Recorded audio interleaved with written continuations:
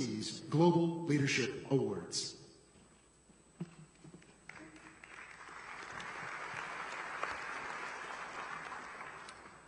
Good evening. No one represents the rise of the Indian pharmaceutical industry better than Sun Pharmaceutical Industries Limited. The $30 billion market capitalization company is the world's fifth largest specialty generic pharmaceutical company and India's leading pharmaceutical company.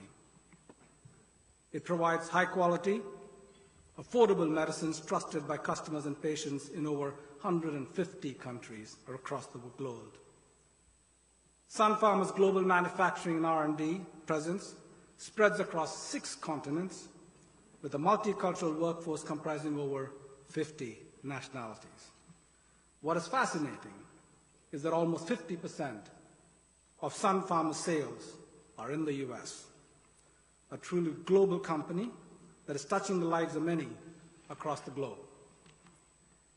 It took one visionary 33 years and 17 acquisitions to create this corporate juggernaut. Ladies and gentlemen, Dilip Sanghvi, founder and CEO of Sun Pharmaceuticals, is a first-generation entrepreneur, a humble giant in the healthcare world who has touched millions of people in India and outside and helped them improve their lives. This year, the Honorable Prime Minister and the Government of India recognized Dilip Sanghvi with the Padma Shri Award for Distinguished Service in Trade and Industry. As all of you know, this is one of the highest civilian awards of India. He has been a proud recipient of many Entrepreneur of the Year awards and many Business Leader of the Year awards, including the prestigious J.R.D. Tata Corporate Leadership Award. Honorable Prime Minister, Mr. Chairman, ladies and gentlemen, it gives me great pleasure to present to you a visionary, a trendsetter, a global citizen, a humble philanthropist, the 2016 USIBC Business Leadership Award recipient, Dilip Sanghvi.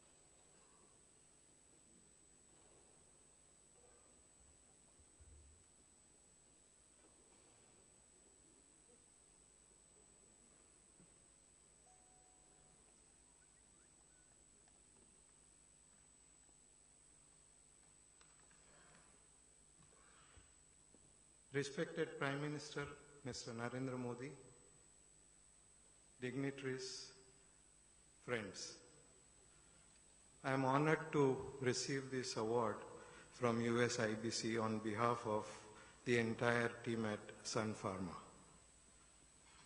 To receive it from our dynamic Prime Minister is a special feeling.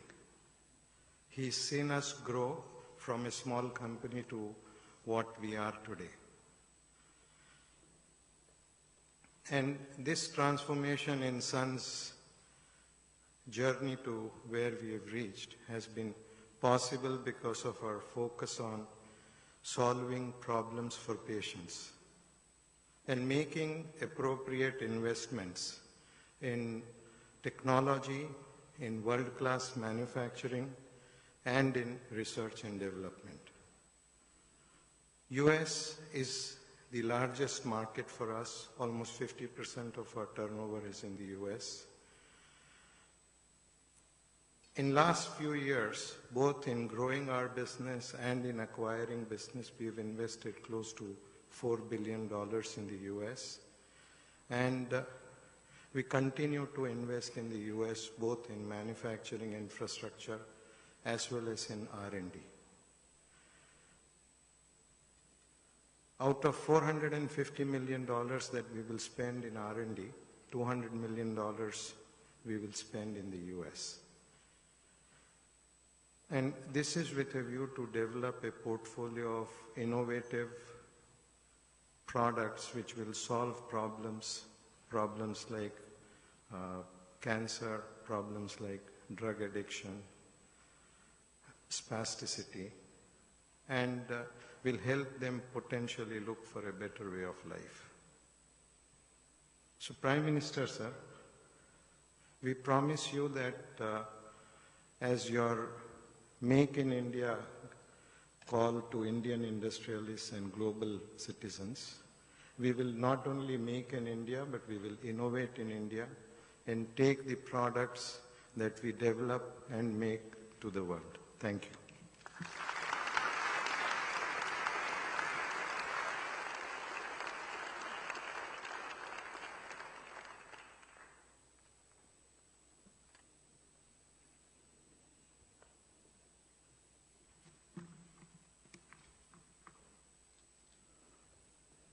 When you are compared to Galileo and Newton, when people compare your brilliance to that of the Jedi, when you are referred to as the Elvis Presley of the Internet, ladies and gentlemen, it is tough not to be in awe of Jeff Bezos. He didn't invent online shopping, but his baby, Amazon.com, is the giant in the space. He has changed the way we shop and has put the fear of survival into the biggest retailers in the world. When your mission is being the most customer-centric company in the world, you have unlimited opportunities. The genius in the mission statement is that everyone in the world and everything they aspire for is Amazon's business. With $107 billion in sales, and 230,000 employees in 2015, Amazon has already reached new heights. The last time I checked, Amazon had an equity market capitalization of $343 billion. Let me help put that in perspective. The full float market capitalization of each of Indonesia, Mexico, and South Africa are around the market capitalization of Amazon. One company in the same league as all the companies put together in each of these countries. Jeff has also sprinkled his magic dust on the Kindle, on web services, space travel, and media, among others. I was impressed to read that last week, India Post released My Stamp to commemorate the strong relationship between Amazon India and India Post. Using the extensive network of India Post, Amazon India services customers in over 19,000 PIN codes through 155,000 post offices in mostly rural areas across 35 states and union territories. Jeff started Amazon in 1994 and took it public in 1997 and was named the Time Magazine Man of the Year in 1999, a very short time frame. Jeff won many Business Person of the Year and Best CEO awards, and topped the list of Fortune's 50 greatest leaders of the world in 2015. Honorable Prime Minister, Mr. Chairman, ladies and gentlemen, it gives me great pleasure to present to you a thinker and a tinkerer, a doer and a deliverer, a visionary whose choices of kindness and innovation have touched and improved communities in the United States, India, and around the world. The 2016 USIBC Business Leadership Award recipient, Jeff Bezos.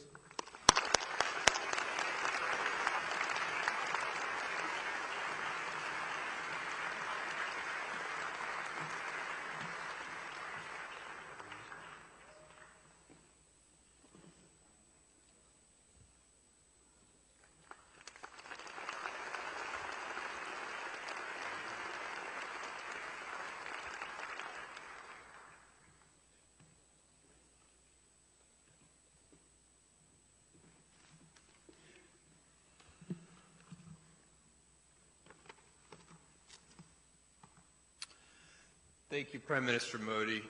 It is a terrific honor to share the stage with you, much less accept an award. I'm very grateful and humbled.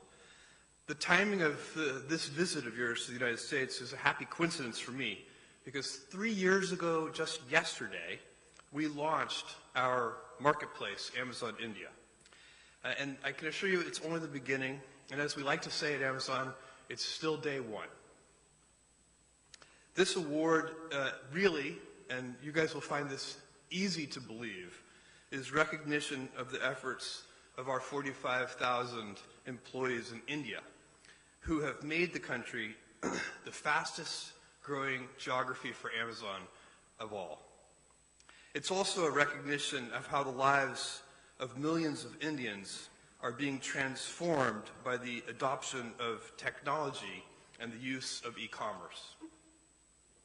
We see our business as closely integrated and contributing to the success of Prime Minister Modi's programs, Digital India, Skill India, Startup India, and Make in India, which are supporting India's growth.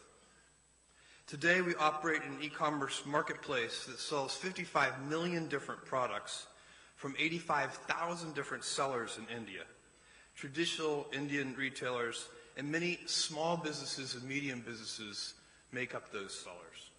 I have a special kinship for small sellers because 20 years ago, I was one. We just had a few employees. I was driving the packages to the post office myself in my 1987 Blazer, which Consumer Reports said not to buy used under any circumstances. And I was dreaming that one day we would be able to afford a forklift. E-commerce enables Digital India by helping traders go online and sell to a large global customer base. 41-year-old Kyuri Ghoshar is a teacher of 20 years who wanted to start her own business. She started a business that she called Beyond Toys and Gifts, selling toys, books, and other merchandise on Amazon India from her house in Mumbai. In the beginning, she had little knowledge of computers. We helped her understand online selling, and today her revenues are over $200,000 US per month. Let me repeat that, $200,000 a month. It's unbelievable. We've witnessed increasing e-commerce adoption across rural India. This growth is motivating more Indians to buy and sell online, enabling infrastructure creation and helping to build valuable skills. We're leveraging e-commerce to teach new skills and contributing to the Skill India initiative. Kamahama, a 50-year-old widow who runs a small store in Bangalore selling bags, enrolled her store in Amazon's pickup and delivery network and doubled her income to $500 a month in just a few months. There are 9,000 such entrepreneurs in the country who run pickup points for Amazon India. Our investments in India have created jobs and helped ancillary industries like packaging and transportation and logistics. And our technology has helped improve supply chain infrastructure. We've so far built 21 fulfillment centers with nearly 5 million cubic feet of storage space and partnered with India Post, which has enabled us to reach all serviceable PIN codes across the whole country and contributed to India Post's growth. Soon, India will also be the home to our largest software engineering and development center outside the U.S., located in Hyderabad, which will provide jobs and career development for thousands of developers. An ambitious program like Startup India needs the power of technology to help it grow, and we're excited to announce that we'll open an Amazon Web Services cloud region in India this year. Our investments won't only support Startup India, but will help to accelerate India's role as a hub for innovation and digital entrepreneurship. And over time, a significant number of new jobs will be created because of the deployment of Amazon Cloud services and the way that makes Indian businesses nimbler, efficient, and global. And we've barely scratched the surface of this vast nation and its potential, its immense value to the global economy. Close to 8,000 Indian businesses are selling directly to customers in the U.S. and in Europe from our website. 5,000 Indian businesses participated in record-breaking Black Friday sales last year. Make in India and sell to the world is turning into a reality. For example, Nadeem Syed, who owns a company called Standard Leather in Mumbai, is earning $3,500 a month selling leather jackets in the United States. It would have been very, very difficult, perhaps even unimaginable, to figure out how to do that as a leather workshop worker prior to the internet. In addition, big Indian brands like Organic India and Himalaya have seen significant sales growth and a global stage to directly connect with customers. I'm pleased to announce today that Amazon will invest an additional $3 billion on top of the $2 billion investment that we announced in 2014, bring our total committed investment in India to over $5 billion US.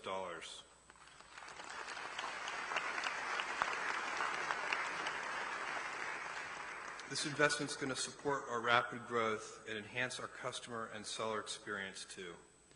Prime Minister Modi, thank you for recognizing our efforts in India. India is an amazing nation. It's a great nation. It's a great democracy. And the people of India are incredibly dynamic. When I peer into the future of India, what I see is unlimited India. Thank you.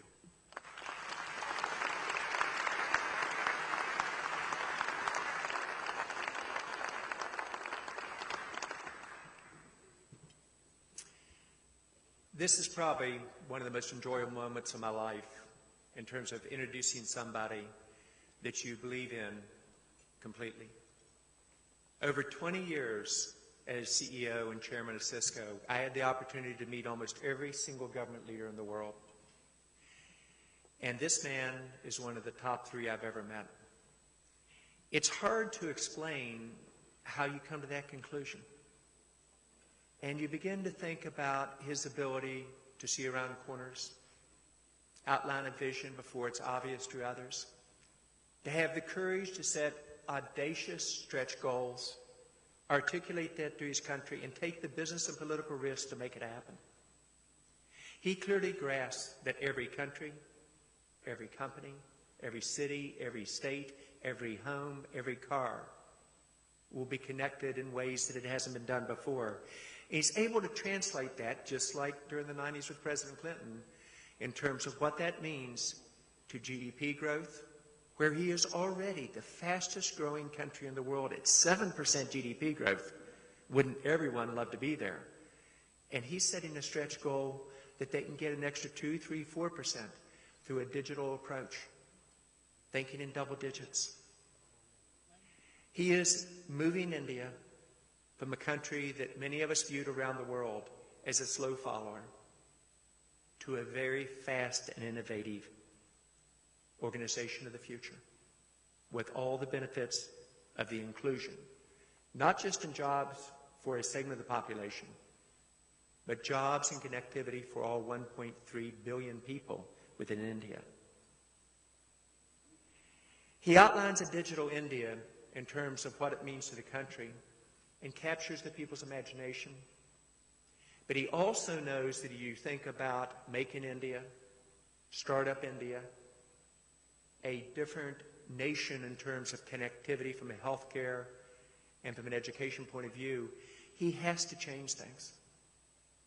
And as he builds out the capability to connect every citizen, as I said earlier, at 1/5 the cost, can you imagine broadband here in America at 10 to 15 megs for $2.50 per month? That is 1% of the average income in India, and that is the magic number when things really begin to take off. And he envisions this and empowers his leadership team and also his chief ministers to say, here's what is really possible. And then he puts them in competition, and much like a CEO, he outlines his vision. He then says, here are the strategy elements to make it happen. He then breaks the execution. He breaks it then into specific metrics and goals. And then he puts them in competition to see who can do the best job for their citizens. He creates an environment that is almost unlimited. We in the business world, when you look at how he does this, we actually think during your spare time you would make a great CEO because you think that way. But he also just finished talking to 30 CEOs, and it was my fault that we ran late, by the way. We went over time. I did not do a good job on time management. But he listened to each one of us, and then, without taking hardly any notes, because I sit beside him and watched him, he went back through almost every key issue that we covered and addressed each person around that table. I started with the challenge to say now is the time for India and the U.S. to be the closest nations in the world, to use the India-U.S. Business Council as an example with our businesses working together to catch this inflection point, digital inflection point that can change the lives for 1.3 billion people in India and over 300 million in the U.S. He will not only lead the emerging world in this transition that is about to occur, he will lead the developed world. He's a leader that, as we listen to it, and I see both Republicans and Democrats in the audience, also as we think about our next president, be it a she or a he, both candidates have been selected, I think could learn a tremendous amount from. We at Cisco have bet big on India. I think it is the safest bet in the world. And I think when you listen to this man, you can understand not only what we could do between two great nations, but what we could do between two great business nations, citizens, countries who are founded on democracy. It is an absolute joy tonight to introduce, I think, one of the greatest leaders I've ever met in my life, the Prime Minister of India, Prime Minister Modi.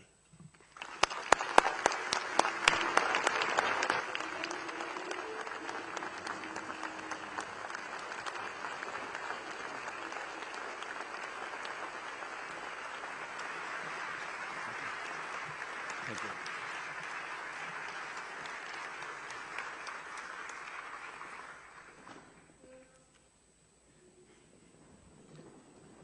Ladies and gentlemen,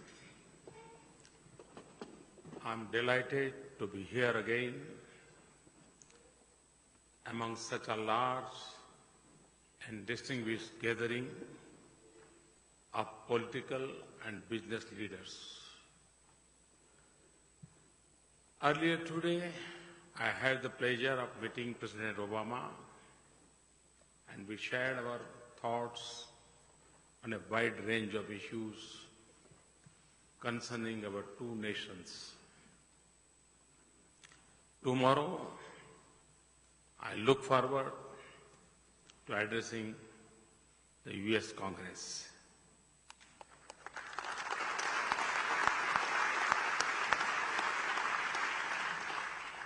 India's bilateral relationship with the United States is stronger than ever, and we both agreed that the future would be even brighter. I'm speaking to you at a time when the global economy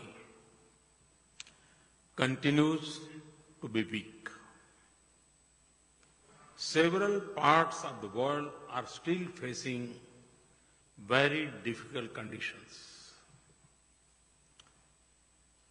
This is a time when the world needs new engines of growth. From the point of view of the world's oldest democracy, obviously, it would be nice if the new engines are democratic engines.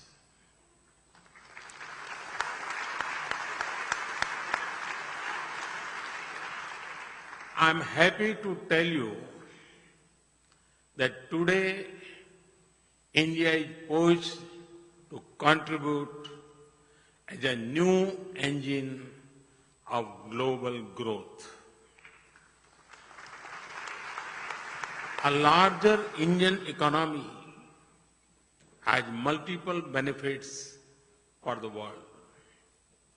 Obviously, India presents a large and growing market, but India is much more than a market.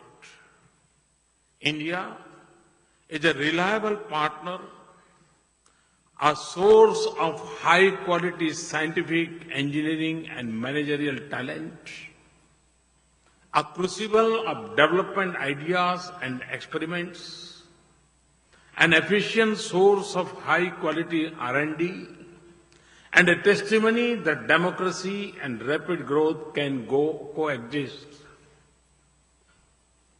As India embarks on a new era of development, it needs to learn much from America's tradition of entrepreneurship and innovation.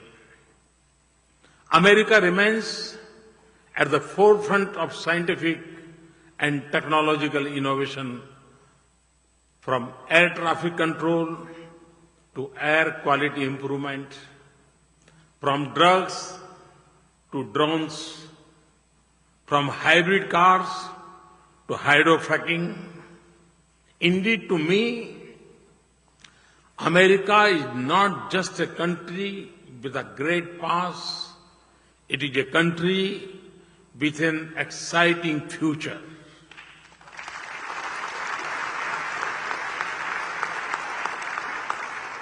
I am therefore sure that ours will be a partnership which sees both nations benefit. A very unique feature of the Indo-American relationship is the critical role of the Indian-American community in the U.S. economy. It is rare that immigrants from one nation who becomes immigrants in other enjoy such high respect and repute in both countries. Indian Americans are a powerful connecting force in our growing economic cultural ties. I have just completed 2 years in the office. When I addressed you in 2014, I had just taken over the reins of government. We face a particular challenging domestic and external environment. Confidence of investors was at a low. Doubts were being expressed about the future of the Indian economy. The business community was unhappy with the inertia and stagnation that had set in. There was frustration with archaic policies and red tape. In 2 years, we have managed to overcome the odds and register an impressive economic performance. I want to take this opportunity to describe to you the key elements of our policies. I have said several times that my aim is to reform, to transform. For me, reforms are those policies that transform the lives of ordinary citizens. In the last 2 years, we have taken a comprehensive package of reforms which go beyond more economic reforms. I can classify them into 4 types. First, macroeconomic policies to create a strong foundation. Second, policies to stimulate growth and employment through investment and trade and to increase efficiency and productivity. Third, policies to ensure that growth benefits to the poor and the weaker section of the society, including women and farmers. Fourth, a frontal attack on corruption. Let me start with my macroeconomy. Since we took office, inflation, the fiscal deficit, and the balance of payments, current account deficit have all fallen.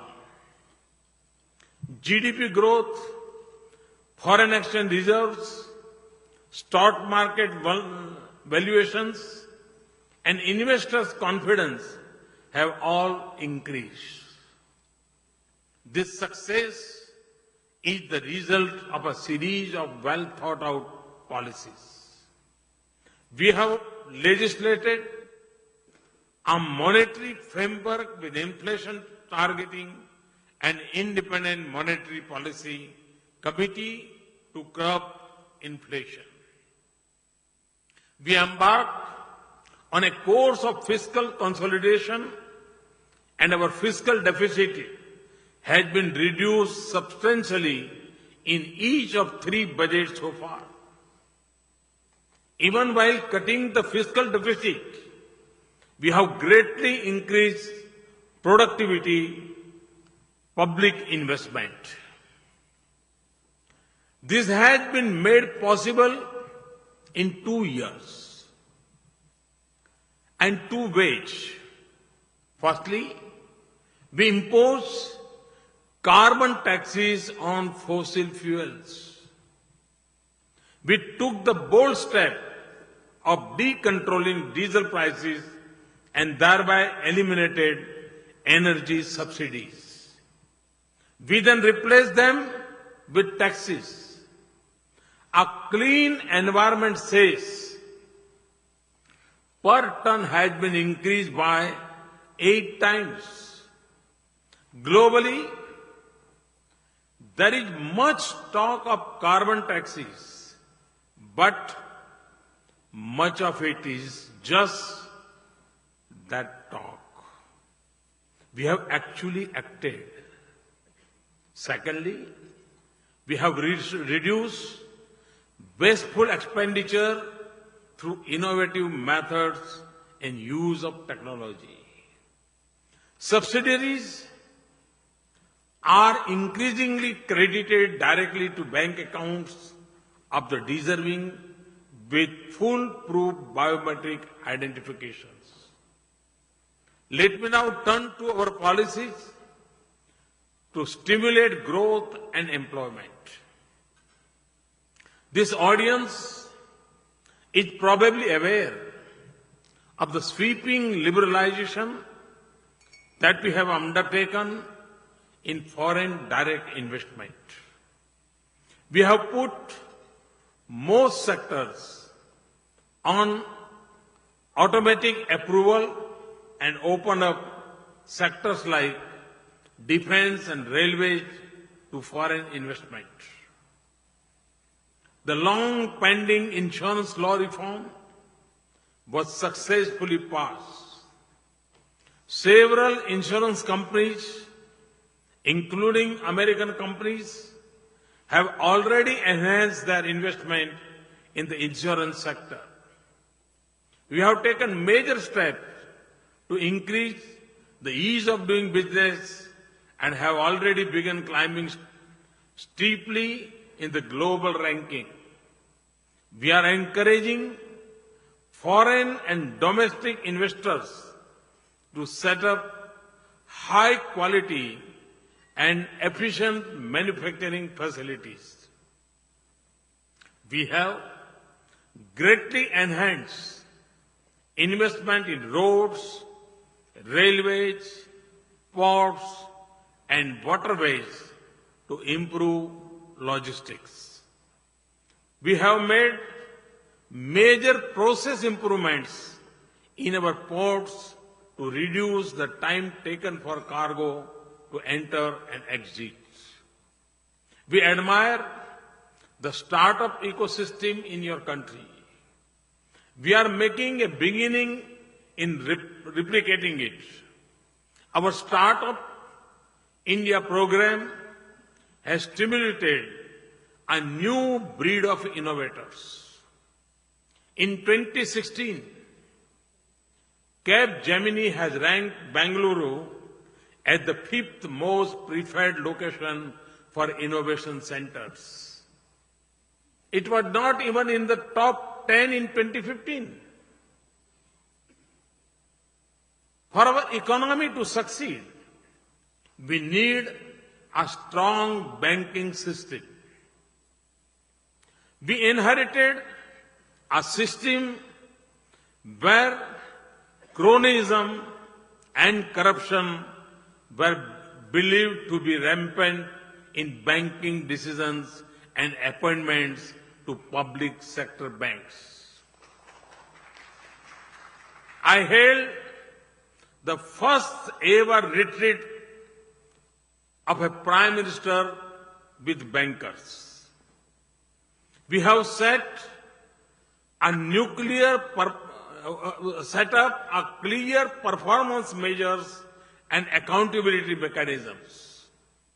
We are committed to ensuring adequate capital. Interference in banking decisions has ended. A new process for appointments has been put in place under a bank board bureau. Credible and capable bankers have been appointed to head banks. For the first time since banks were nationalized 47 years ago, private sector professionals have been appointed in key positions first time.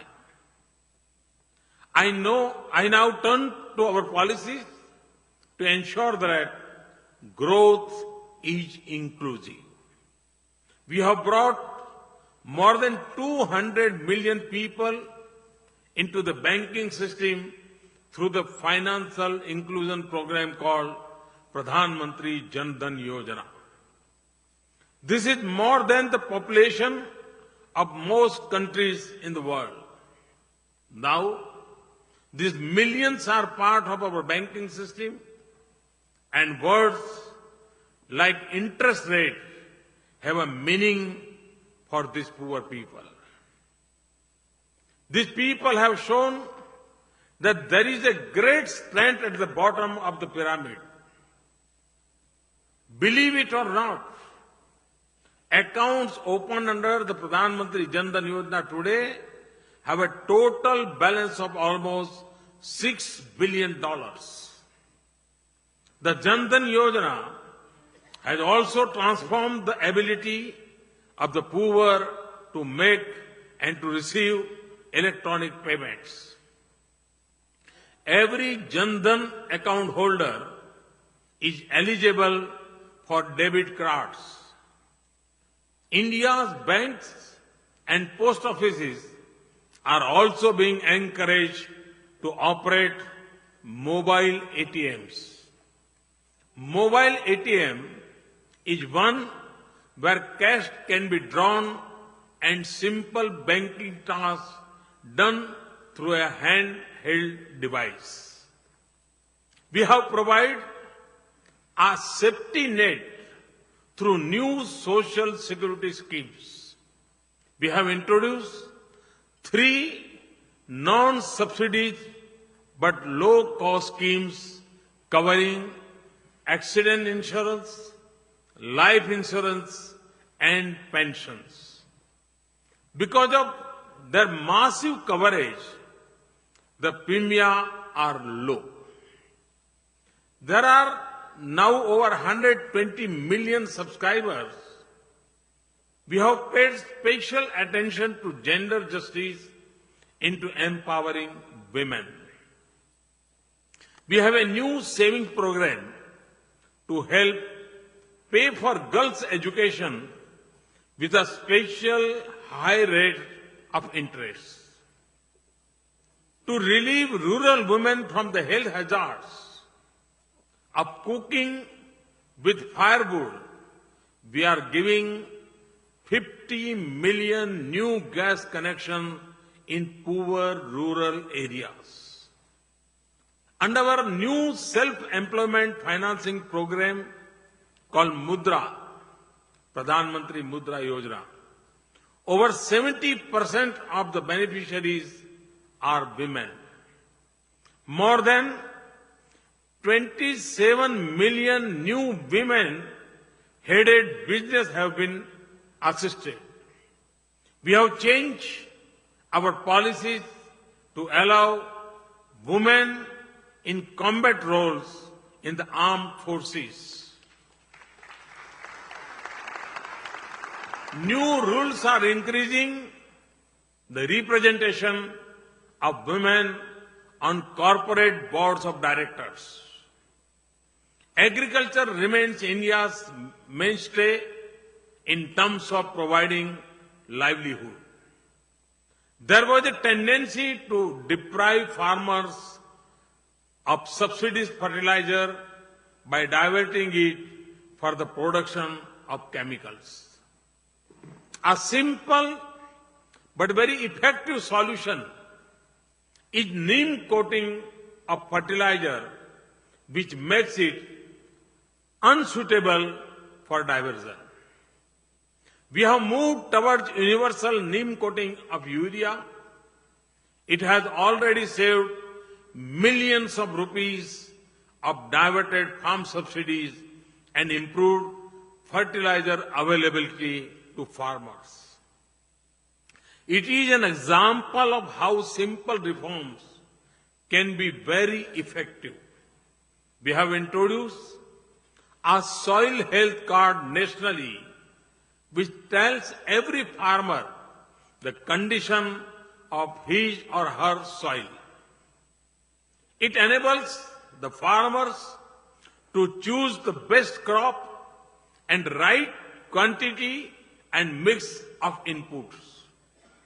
The greatly reduced wastage of inputs and increase crop yield besides protecting the soil.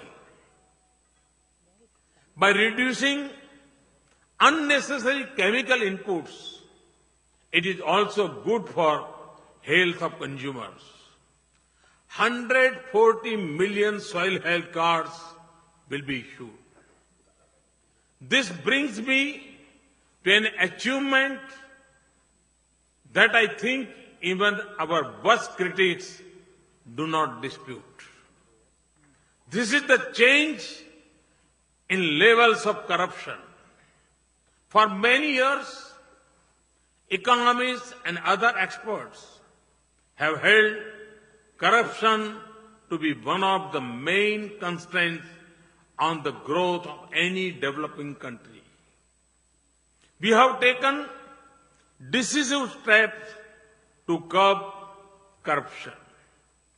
I have already referred to what has been done in public sector banks. We removed discretion in allocation of key resources and moved to transparent auction of mines, spectrum and FM radio licenses, and we have purged leakage through direct benefit transfer. We have revamped our personnel management to ensure that senior positions are held by persons of integrity. We have launched an ongoing campaign against tax evasion and black money. The poor are the greatest beneficiaries of the reduction in corruption. Looking to the future, let me outline what I see as the path we will follow in the coming years. Firstly, we will continue to have disciplined and prudent macroeconomic policies. I firmly believe that sound macroeconomic fundamentals are necessary foundation for long-term sustainable growth. Secondly, we will combine this with a continued stress on inclusion and equity. This is to ensure the fruits of development reach not to a few, not to many, but to all Indians. And this will also mean continuing our attack on corruption. Thirdly, we will continue to make progress on improving the investment climate and ease of doing business. We want to make India a destination which not only welcomes business, but where it is easy to do business. We have largely achieved the first by drastically liberalizing our foreign direct investment policies. We have made a good beginning on the second and will continue to make further improvements. We will continue to invest large sums to create a world-class infrastructure. We will continue to strengthen the Make in India initiative. It is not intended for any manufacturing for the domestic market or import substitutes. It is as much about making world-class products and service for the whole globe. That is why, for us, improvements towards free trade are important. It is very important for us that developed countries open their markets not only to goods from countries like India, but also to services. I see this as a win-win proposition for the US and for India. India is the future human resource powerhouse of the world with a young, hard-working population. In my vision, a partnership between American capital and innovation and Indian human resources and entrepreneurship can be very powerful. I am convinced we can strengthen both our economies through such a partnership. We will continue to make our tax policies more predictable. We have made major strides towards predictability by signing a number of advanced pricing agreements with the United States. We are committed to taking this further. At the same time, like the US, we are cracking down on tax evasion and unfair tax avoidance. We will continue to provide strong protection to intellectual property rights in accordance with our newly announced policy. We will continue to open up our defense sector. I am aware that licensing policies can sometimes slow down the process of investing in India's defense sector.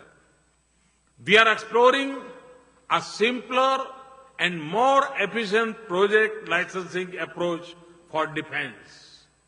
In the field of nuclear energy, we are purchasing 6 nuclear reactors from Westinghouse, which will mark a new era in our nuclear and scientific cooperation.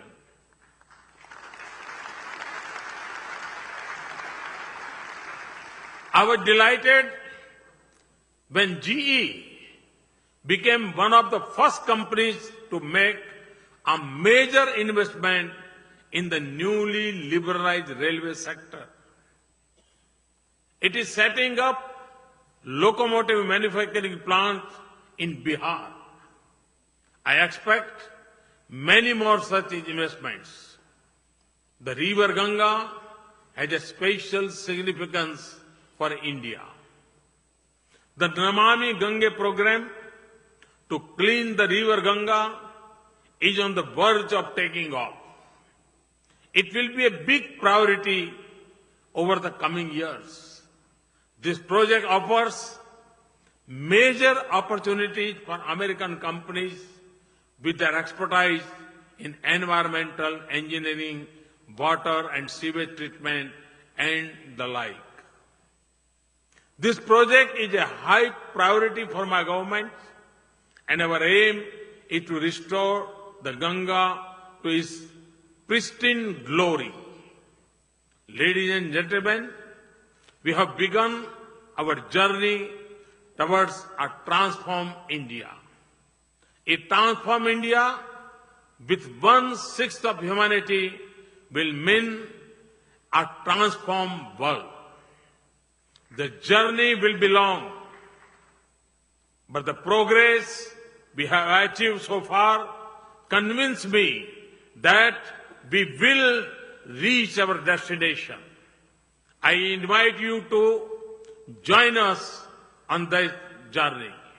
It is a journey which offers the exciting possibility of not only building a better balance sheet of your company, but of building a better India, building a better America, and building a better world.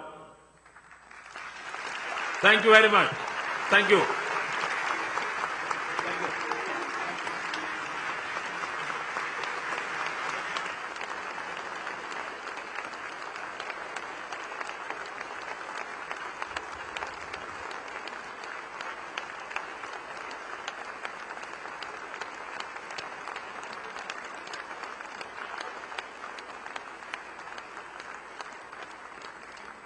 Ladies and gentlemen, USIBC and its members have created a special edition coffee table book as a tribute to the Prime Minister's leadership in transforming the U.S.-India partnership and taking it to new heights. Please join your hands together as USIBC Chairman John Chambers, Vice Chair Ed Monser, and President Dr. Aghi present this special gift to the Prime Minister.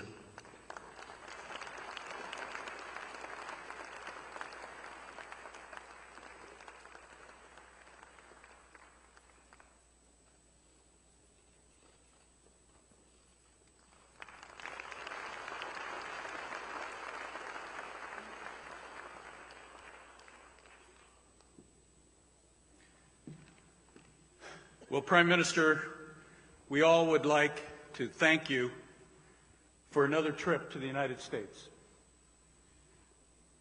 We'd like to thank you for your availability, your openness, your willingness to listen. We also want to thank you for the trust that you give the U.S.-India Business Council.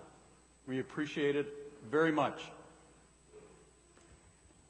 Many of us here have traveled to India to Vibrant Gujarat conference over the years to listen to you, to hear your vision.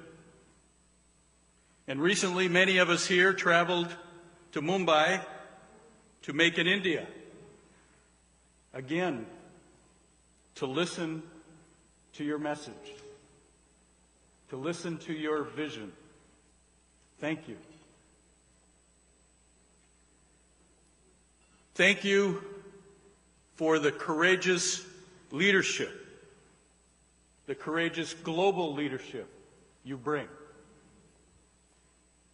Your willingness to make and take important positions and then invest your own time, your own energy, your own spirit to ensure those successes. Thank you. Make in India is working. Thank you. Digital India is working. Thank you. Skills India is working. Thank you. But most important, and this is in business measures, and you talked about productivity, and what we see in our employees in India is a dramatically improving productivity. Where does that come from?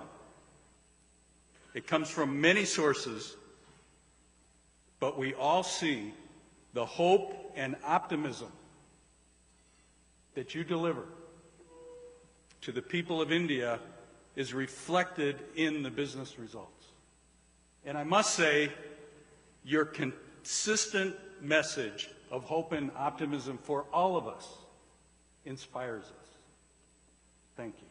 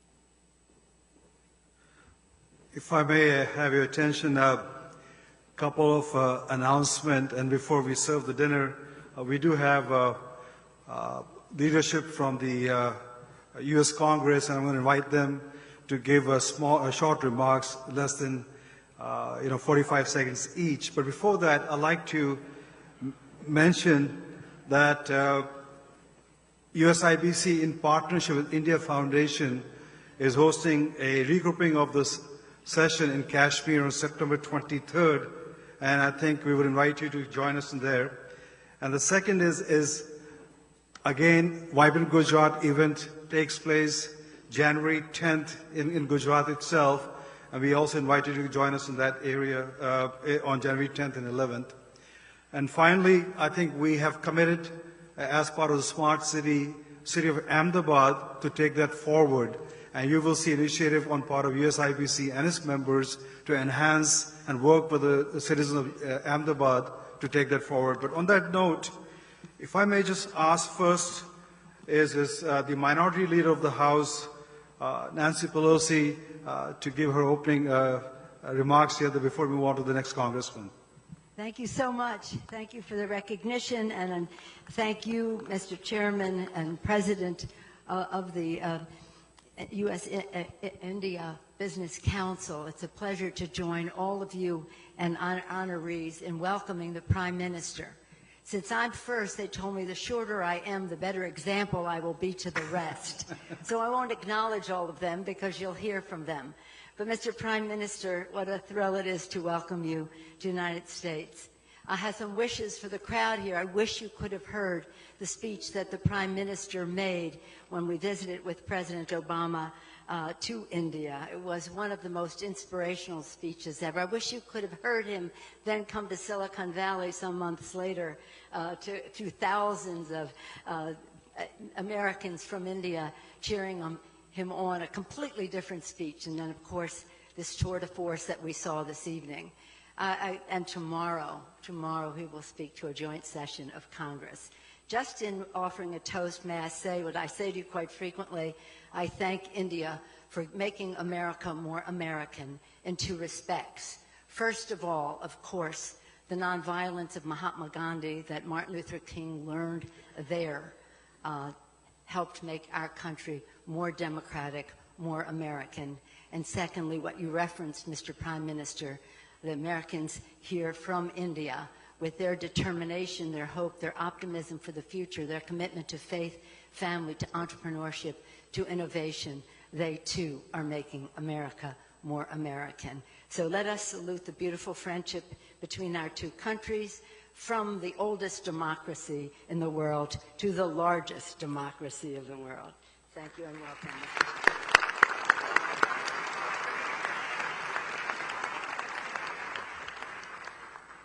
May I ask the ranking member of the House Foreign Affairs Committee, Congressman Elliot Engel.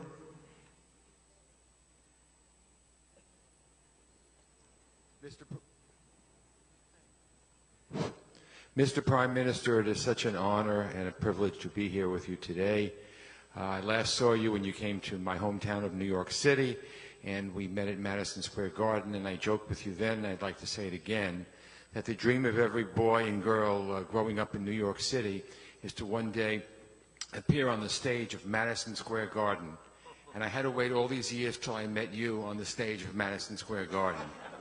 So thank you for all you've done to enhance the India-U.S. relationship, and thank you for making a boy's dream come true. Cheers.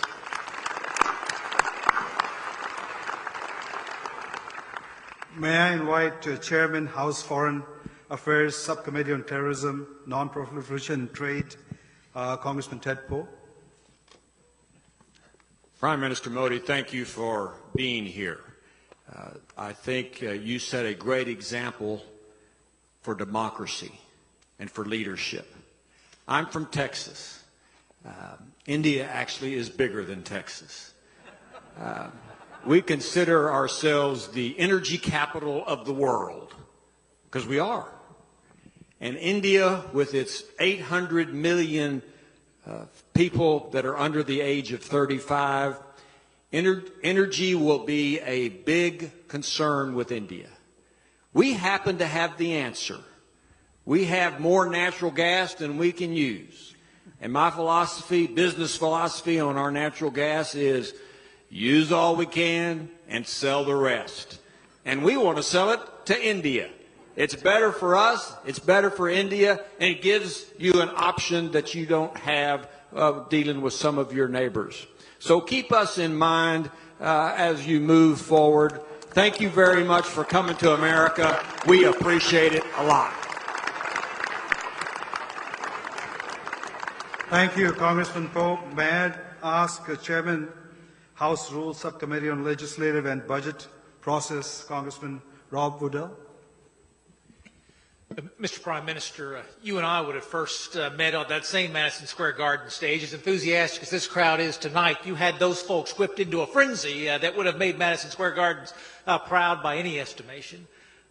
I represent one of the largest Hindu temples in the country, and my folks encouraged me to go and be with you on that day. And they said, Rob, you're going to find a man with energy and charisma that is befitting of a competitor, and surely we are competitors, and we are the stronger nations for it.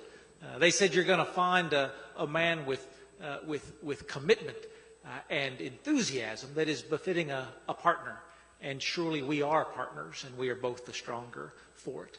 And they said you will find a man who is thoughtful and compassionate, befitting a friend, because surely the United States and India are friends, and the entire world is more prosperous and more peaceful because of it. Thank you for being here. I look forward to your comments tomorrow on the House floor.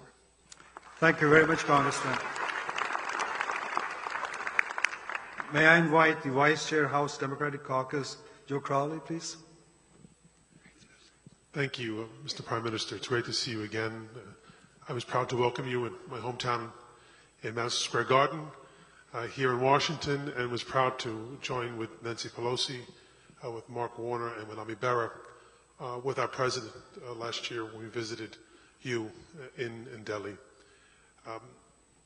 When I was a boy 45 years ago, India was a mysterious place to many, or if not most, Americans. And today, in large part, and in no small part, because of the Indo-American experience, Indo-America has made America a greater country and are part of the fabric of our great nation today. Despite much of the rhetoric you may hear, we welcome the people of India who have helped make America a great, great nation that it always has been, and a great nation that it always will be. So on behalf of a grateful nation, we thank you, we thank the Indo-American people and the people of India. I believe in this relationship. I've always said that, and I have great hopes and aspirations. This is not the culmination, but a very, very critical moment. Thank you very much. May I invite President of the World Bank, Dr. Kim, to give his remarks? Thank you very much, Prime Minister Modi. We met several months after you became Prime Minister, and we were all stunned at the ambition that you communicated to us. You asked us to clean up the Ganga in 2 years, and we said, well, maybe not in 2 years, it might take a little longer, but it was an indication of what you would demand from us going forward. So to this day, we scramble and look all over the world for innovations and ideas so that we can feed your ambition for your people. It is stunning, and I agree with John Chambers. You're one of the greatest leaders ever, and it's because your ambitions for the very poorest match the ambitions of the poor themselves, and very few leaders have that. It's an honor to work with you. May I invite Chairman of the House Foreign Affairs Committee, Congressman Ed Royce. Jai Hind. Welcome, Prime Minister. We first met a day after the earthquake that shook Gujarat, and I led a delegation there with USAID. I remember well you on the ground bringing order out of the chaos, and we saw the results afterwards in Gujarat. And I just thought I'd share with you that many in Congress, as you know, have worked hard over the years for this partnership between India and the United States. And now we have this cooperation on trade, on health, on even space exploration, on security issues. And I want to share with you that because of your leadership, the future of this partnership is very bright indeed. To use your words, it is very, very bright. And so I am just going to share with you that we in Congress are equally committed to the vision that you have laid out, a vision of a partnership that's going to define the decades ahead. Thank you again, Prime Minister. Thank you, Congressman Royce. May I invite Secretary of Energy, Dr. Ernest Moniz, please? Well, thank you, Mr. Prime Minister, for your visit back to join us and for your extraordinary work to advance the extraordinary relationship between India and the United States. I, of course, am very pleased that energy and climate and environment are a part of that partnership, which you and the President discussed today. But I'd just like to give two anecdotes. One is I had the great pleasure last September to meet the Prime Minister in California to discuss energy technology development. We talked about a coalition of countries to advance clean energy, and that has come to pass. The name it was given by Prime Minister Modi in real time. He said, this is Mission Innovation. We had some rather geeky proposed name, but Mission Innovation cut to the core. And of course, now we have 20 countries committed to this. And I might say in our own country, I think of the very strong bipartisan commitment to advancing the innovation agenda. And I think you were very, very instrumental in moving that for all of us. The second little anecdote occurred last week, again in California, where we hosted the Clean Energy Ministerial, where India has been a consistently very, very strong partner. And as Chairman Royce said, he used the words very bright. Once again, very bright is Indian leadership in lighting the world, and in particular providing that for the poor in India. Last week in California, we heard how an incredibly innovative program where the government is essentially buying down through aggregation the cost of highly efficient lighting, 80 cents per 9-watt LED in the hundreds of millions. This is stunning, and it is something that will benefit all of us, and we thank you for that as well. Thank you. Thank you, Secretary Moniz. May I invite Chairman House Rules Committee, Congressman Pete Sessions? Mr. Prime Minister, much is said about success. It is our hope and my belief that you coming to America with not only the style and the class, but the opportunity to lead for the future will be seen by the American people and by the Indian people and the world as a model of success. Good luck. Thank you, Congressman Sessions. May I invite the Ranking Member, House Rules Subcommittee on Legislative and Budget Process, Congressman Elsie Hastings. Thank you very much, Mr. Prime Minister. Thank you, and let me thank the India Business Council and all of you, ladies and gentlemen, that are here to have heard the Prime Minister's scintillating remarks. My first visit to India was at the instance of the India Business Council, and I'm eternally grateful to them for that opportunity. I've since visited on 3 different occasions. I had the good fortune of being with a former colleague, Gary Ackerman, and Elliot Engel, who spoke earlier, and we were in the Parliament on the 50th anniversary and heard the original recordings of Nehru and Gandhi. Most impressive, to be sure. After that, we took Air India to Amritsar. We stopped at Bangalore for an air show. We took the train back to Delhi, which was an experience, and we survived the road to Agra. We look forward to your being here tomorrow, sir. Thank you.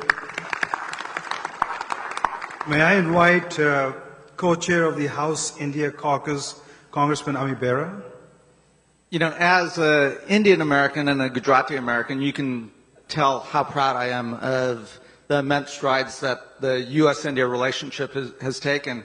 Mr. Prime Minister, when you talk about the diaspora, you're talking about my story. My parents immigrated in the 1950s. And in one generation, when you look out at the community, the innovation, the strides in healthcare and medicine and technology, and it will take the community coming together and helping lead the U.S.-India relationship, as both you've mentioned and our president has mentioned, to the defining relationship of the 21st century. So let's make that happen. We look forward to that partnership. Thank you, Congressman Bera. May I invite Ranking Member, House Intelligence Subcommittee on National Security Agency and Cybersecurity, Congressman Jim Himes.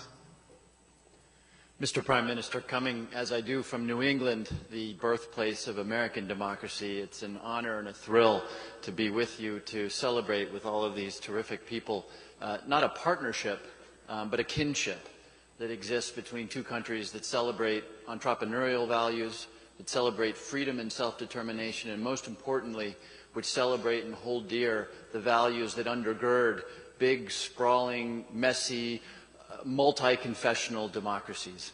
Thank you. Thank you, Congressman Himes. May I invite Congressman Tulsi Gabbard, who's in the House Foreign Affairs Subcommittee on Asia and the Pacific. Thank you very much. Aloha, namaskar, Mr. Prime Minister. We're all thrilled to welcome you back here to Washington on the eve of this historic address before the Congress tomorrow. I'd like to thank you again for the hospitality that you showed to me during my visit to India, a country and whose people I have very high regard and a close kinship to. Our Pacific Command commander has been working very well with his counterpart in India, as well as with Defense Minister Parkar, to increase our security engagements, to add another layer of opportunity to the many that you spoke about tonight and that we'll hear more about tomorrow. Thank you again for coming to join us. Thank you, Congressman Gabbard. May I invite the Vice Chair, House Energy and Commerce Subcommittee on Energy and Power, Congressman Pete Olson. Mr. Prime Minister, namaste. You may recall we met in New York City 2 years ago. You've been down to New York, been to California, East Coast, West Coast, but not the Gulf Coast. I met you in New York. You may remember I gave you a black Stetson cowboy hat. I'm from Texas.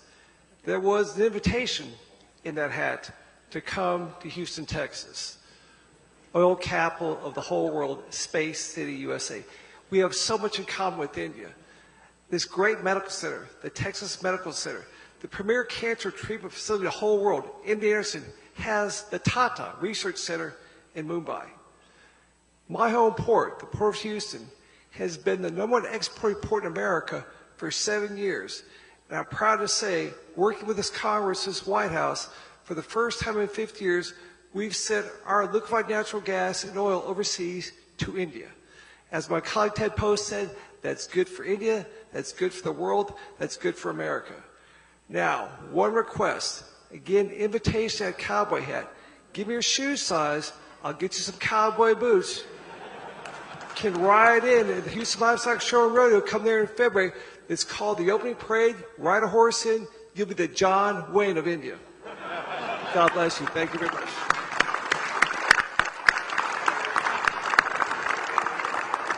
Thank you, Congressman Olson. May I invite Senator Dan Sullivan, who is a member of the Senate Armed Services Committee. Mr. Prime Minister, welcome. It's an honor to be with you here tonight. As a individual who's also from an Asia-Pacific state, in my case Alaska, it's great to have you here. You're probably seeing with the members of Congress here, you know, there's a little bit of competition. You hear the Texans talking about size. So just so you know, and this is important for you to understand America, but also my Texas colleagues, if Alaska were split in half, Texas would be the 3rd largest state in the Union. So we're a little bit bigger than Texas, 2.5 times the size, and we're probably close to the size of India. But I just want you to know, and you know this better than anybody, we have numerous challenges in the Indo-Asia Pacific region, but also numerous opportunities. Senator McCain and I just spent the last 10 days out in the region, but there is no doubt that if the United States and India are partners and we deepen that partnership, that the opportunities will significantly outweigh the challenges. I look forward to your historic speech tomorrow. Thank you. Thank you, Senator Sullivan. May I invite Chairman of the Senate Armed Services Committee, Senator John McCain.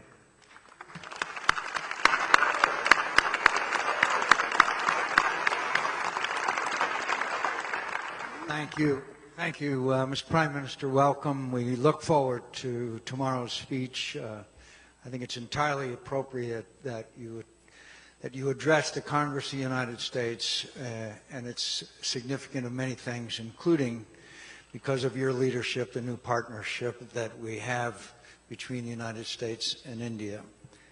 As Senator Sullivan mentioned, he and I just came back from the region, including a conference in Singapore.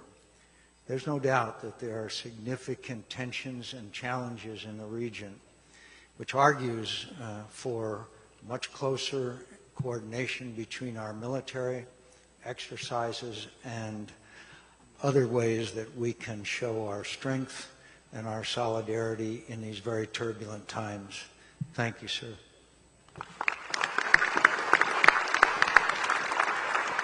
Thank you, Senator McCain. I will invite Chairman of USIBC, John Chambers, to give his remarks. Then we close the session. It'd be so easy tonight just to say this was a great event, and businesses getting closer together and government leaders getting closer together, and to think incrementally of what we can do over the next year. Leadership in this new digital world isn't incremental. There is no entitlement. And with the world changing at the pace that it is, those countries and those companies who think out of box, think like a startup, think like a teenager can make a difference. I think we all see a leader from India that can capture our minds and our hearts, and he delivers. I think we need to come together as two countries with a different way of thinking. And the businesses not dealing in silos, but dealing in outcomes. Saying, how do we put everybody in America to work and everybody in India? When this Prime Minister outlines a goal, anybody in PR say, don't do that, that's way too aggressive. And yet he makes it happen. So as you exit this evening, think about an entirely different relationship that's ever existed before, with businesses and governments coming together to benefit every citizen. Thank you once again for joining us this evening. We are deeply honored. Thank you, Mr. Prime Minister.